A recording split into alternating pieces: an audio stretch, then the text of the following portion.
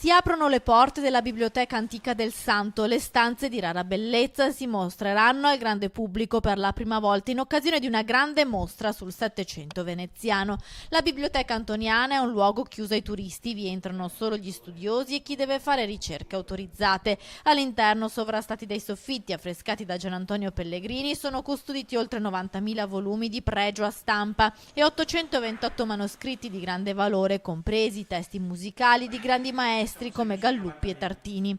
Scopo di questa mostra è far riscoprire alcuni luoghi segreti e inaccessibili della Basilica, quali la biblioteca. La biblioteca è importante perché, oltre ad essere un luogo di cultura straordinario che conserva opere d'arte eccezionali, manoscritti dall'VIII secolo, presenta una decorazione pittorica di Antonio Pellegrini del XVIII secolo. È un ambiente preservato e unico nel suo genere. La Biblioteca del Santo, dunque, a partire dal 15 giugno ospiterà una mostra sul Settecento veneziano, 30 dipinti che appartengono ad una collezione privata che dialogherà con gli affreschi della sala monumentale di questo Sancta Sanctorum della cultura e dell'arte. Metteremo in questa mostra anche molti altri dipinti di pittori poco rappresentati in altre mostre normali che fanno sul 6-700 veneziano, pittori un po' sconosciuti ma comunque altrettanto importanti, che devono essere in qualche maniera ogni tanto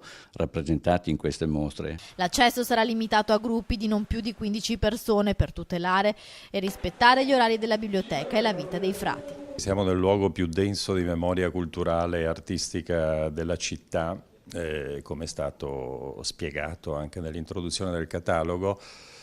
E la biblioteca in particolare è uno dei luoghi più segreti della Basilica e del complesso conventuale. Mi pare che sia una splendida idea che sotto gli occhi di uno dei principali maestri del Settecento, Antonio Pellegrini, con i suoi affreschi in biblioteca, ci possa essere questo dialogo particolare con una buona collezione di pittura del Settecento veneto.